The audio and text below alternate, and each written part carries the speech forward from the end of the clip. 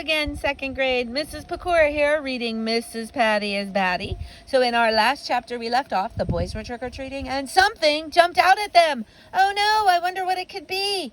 Now if you hear some strange noises, Mrs. Pecora is sitting outside again on this cool, crisp fall day. So you might hear the leaves, you might hear the trees, you might hear some birds chirping, some squirrels chittering, and you might hear my puppy who is sitting right next to me. He might start barking at nothing, which he loves to do, or he might start dragging his broom around the deck, which he also loves to do.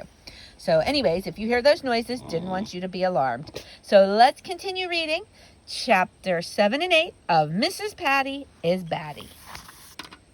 Chapter 7, The Halloween Monster. Boo! The horrible creature yelled at us. He was waving his hairy arms around in the air. Ah! We screamed.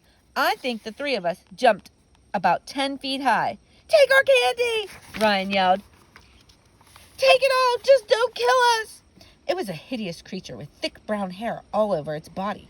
It even had a hairy mask on its face. The only thing the creature was wearing over all that hair was a pair of underwear. Tidy whities! I thought I was going to die. Are you the Halloween monster? I asked, trembling. No, dumb head, said the thing as it took off its mask. It's me. It was my friend Billy who lives around the corner. Hey, that costume is cool, I told Billy. What are you supposed to be? Ryan asked. Take a guess, Billy said. A vampire? Guessed Michael. Nope. A werewolf? Guessed Ryan. Nope, said Billy. I'm the under-werewolf. Get it? A werewolf in his underwear is an under-werewolf. Well, the only thing funnier than getting someone to say underwear or seeing someone in their underwear is a kid dressed up as a werewolf in his underwear. Billy is weird. Where are you guys heading? He asked. I'm finished trick-or-treating. We're going to 176 Norman Road, Michael said, showing Billy the map. Our school secretary lives there. Oh, you don't want to go there, Billy warned us. That house is haunted. Haunted? We all asked. A chill went down my spine. I've been to haunted houses and amusement parks, but I've never been to a real haunted house. Oh, yeah, said Billy. That lady is a witch. She poisoned her husband Marvin and chopped his head off. He came back as a ghost, and he's been driving her insane ever since. She still keeps his head in a bucket down in the basement. How do you know all that?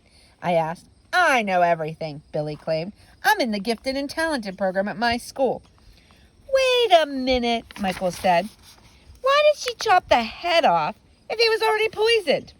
For the fun of it, Billy said. I told you she's a witch. I'm warning you, stay away from that house.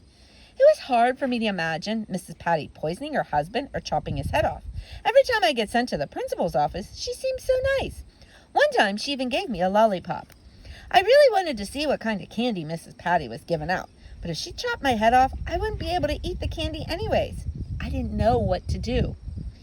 I don't believe you, Ryan told Billy. Mrs. Patty isn't a witch, and she's got more candy than anyone in town. That's what she told us.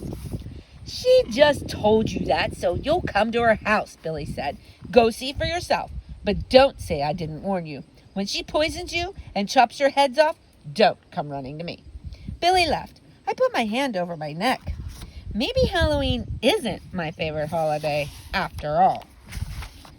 Chapter 8, The Most Horrible, Dreadful, Disgusting, Repulsive Creature That Ever Walked the Earth. Maybe we should go home now, I told Michael and Ryan. We have plenty of candy. Go home? Michael said. Are you crazy? We haven't been to Mrs. Patty's house yet. She has more candy than anyone in town. But what if she chops our heads off? I asked. Stuff like that happens all the time, you know. She is not going to chop our head off, Ryan said. Your friend Billy doesn't know what he's talking about. Yeah, Michael said, and Mrs. Patty told us over and over again that we have to trick-or-treat at her house. She might chop off our heads if we don't show up. Good point. Michael should really be in the gifted and talented program. We kept walking down the street. It was dark now and scary. I was looking all around just in case the real Halloween monster jumped out from behind a wall. Do you think Mrs. Patty's headless husband Marvin still lives with her? I asked the guys. Ghosts have to live somewhere, Michael said. They're just like regular people, except they're dead. I feel sorry for ghosts, said Ryan. They're like homeless dead people. We turned the corner into Norman Road, where Mrs. Patty lives. That's when I saw the most horrible, dreadful, disgusting, repulsive creature that ever walked the earth. It was Andrea Young. She was with her annoying little friend Emily, and they were dressed in their girly costumes. Emily's mom must have sewn that dumb queen outfit back together again. "What are you two doing here?" I asked. "We're trick-or-treating, dumbhead," said Andrea, "just like you." Andrea and Emily said they were headed for Mrs. Patty's house. I didn't want to walk with them, but it did feel safer with 5 of us walking together. Finally, we got to 176 Norman Road. It was a big house. It looked really old, like one of those haunted houses in the movies. There was an iron gate on the outside and some dead trees by the driveway. "Wow," Andrea said. "I didn't know school secretaries lived in mansions." When we got closer, we peeked through the gate and saw Mrs. Patty's Halloween decorations. There were tombstones sticking out of a lawn, a foot was poking out of a window, there were jack-o'-lanterns with evil faces, spiders hanging from strings, and cats with eyes that lit up. Smoke was coming out of a big pot. Spooky music was coming out of speakers. There was a dummy sitting on a chair in the front porch.